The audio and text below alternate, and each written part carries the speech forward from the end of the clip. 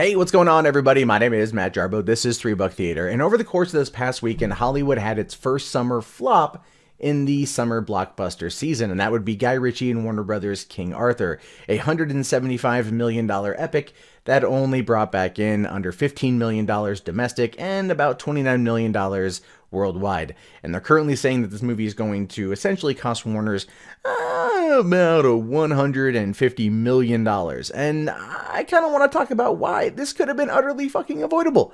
But it's Warner Brothers, and they just don't learn. And the thing is, I love Warner Brothers as a company. Out of all the studios out there, arguably they're my favorite. When I worked at the drive-in theater in San Diego, they always had our back. They were always cool to us, and I've always been very respectful of them as a studio based on how they treat the little guy. And they treated the little guy, a 2-screen independently owned theater in San Diego, really, really, really well. And so I'm always on board for what they got coming down the pipeline, and I tend to really like their movies. But lately, they've just been mishandling everything, and I don't know what is going on. But looking just at King Arthur, we can see that there is a cancer that is inside Warner Brothers, and we can discuss maybe a couple ways for them to cut it out. One, really need to figure out when to release a film.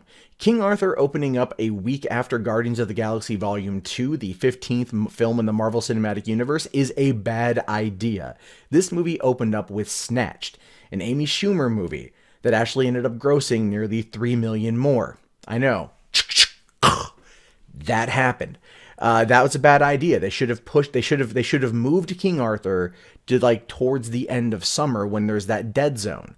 And as we've learned, they can't say that the August, September, October are dead months for movies anymore. We know that's a load of crap given the fact that movies are successful in January, February, March, April, so on and so forth. So you move it to a time where there may not be a lot coming out and people still want a big box office spectacle. Because I guarantee if it would have come out in August, it probably would have grossed more than $14.7 million domestic in its 3-day opening. Just saying. It probably would have.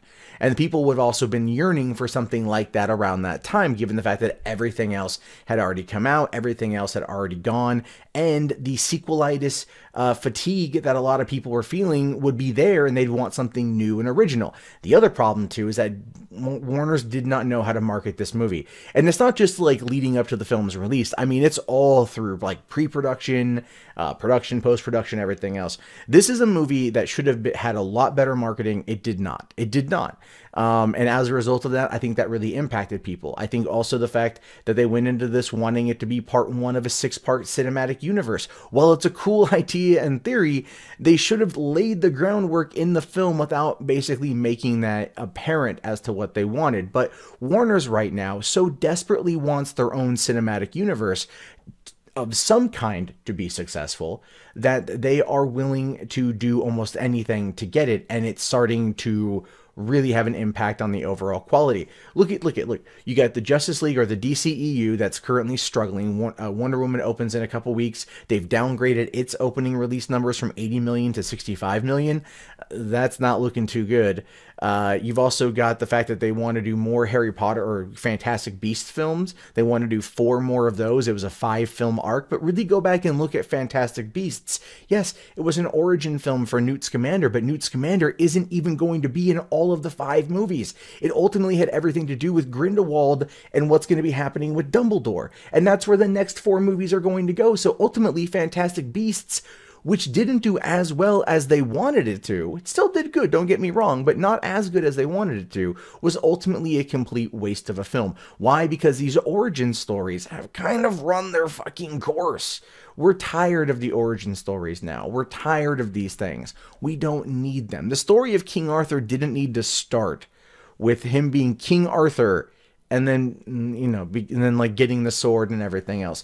Especially the fact that this movie didn't have Merlin, didn't have Guinevere, and didn't have Lancelot. It didn't even really set up the round table, from my understanding. I haven't seen it yet. It's on my list of things to do this week, because I do want to see it. I'm a big Guy Ritchie fan. I feel The Man from U.N.C.L.E. is an entirely underrated film. I love both Sherlock Holmes movies, Lock, Stock, Two Smoking Barrels, Snatch, you name it.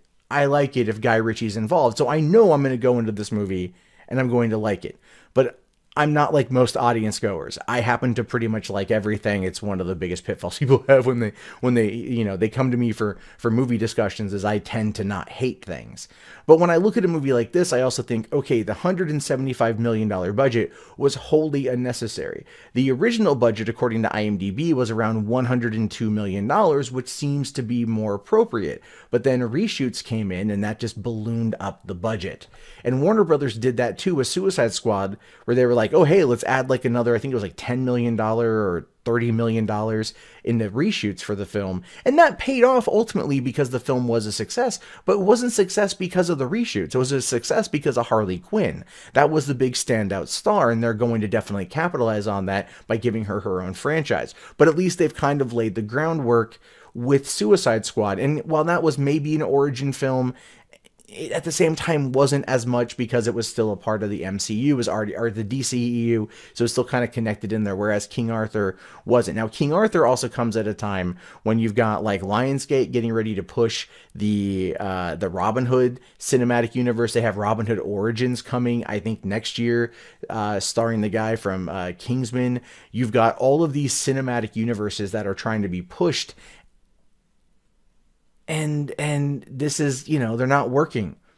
They're not working as well, because a lot of people out there are saying no one cares about the King Arthur story anymore. I'm like, that's not true. Arthurian legend is still Arthurian legend. It's still cool. It's still a big part of pop culture in some respects, and this movie looks really good. But yeah, I think it came out at the wrong time.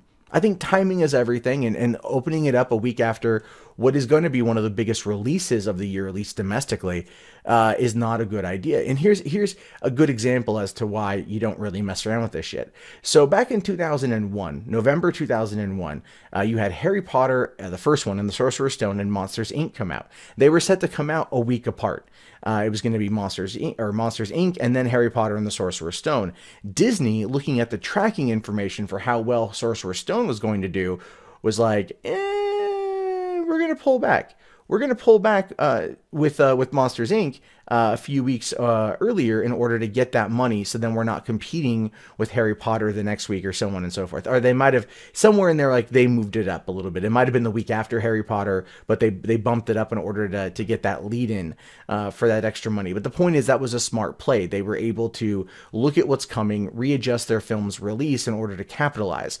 Releasing King Arthur right now, a week after Guardians, is only going to hurt it, especially because Alien Covenant is next week. Like I said, give this weekend to Snatched, let the Amy Schumer movie still do the same amount of money that it did. Guardians will still make some cash, and then you could get that cash later on at a time when there's not a lot of extra competition. For a story like this, you would probably have to be there when there's not a lot of competition. Alien Covenant is going to do well because Alien Covenant is part of a longer franchise. It's a sequel to a film from 5 years ago, but it's tying in to everything we know from nearly 40 years ago. So there's a lot there that people want to see, and it's a highly profitable franchise. Again, it's all timing. And so this is where I feel that Warner Brothers really screwed the pooch when it comes to this kind of stuff.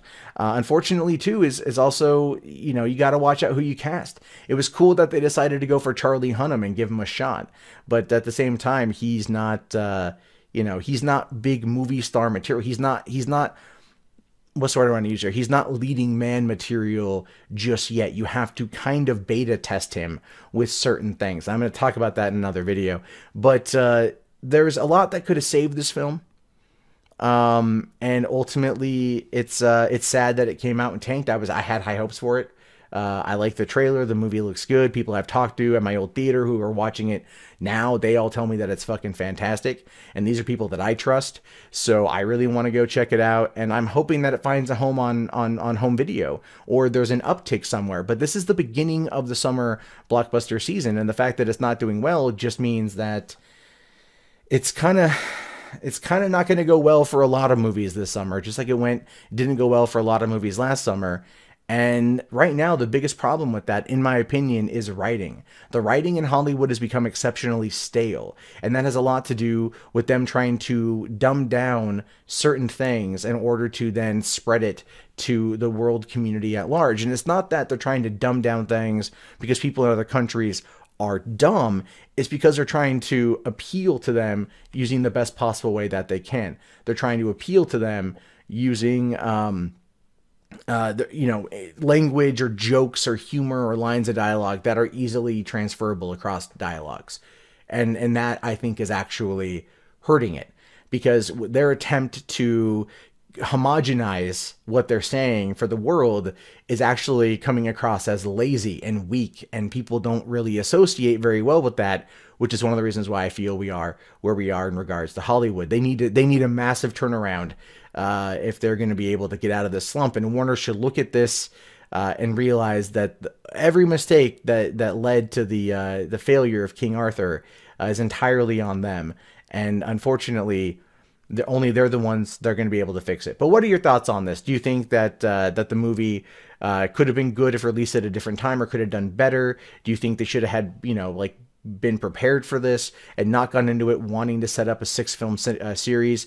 What do you guys think? Let me know in the comments below. My name is, of course, Matt Jarbo. This is $3 Theater. I'll talk to you guys later. Have yourself a fantastic day, and peace out.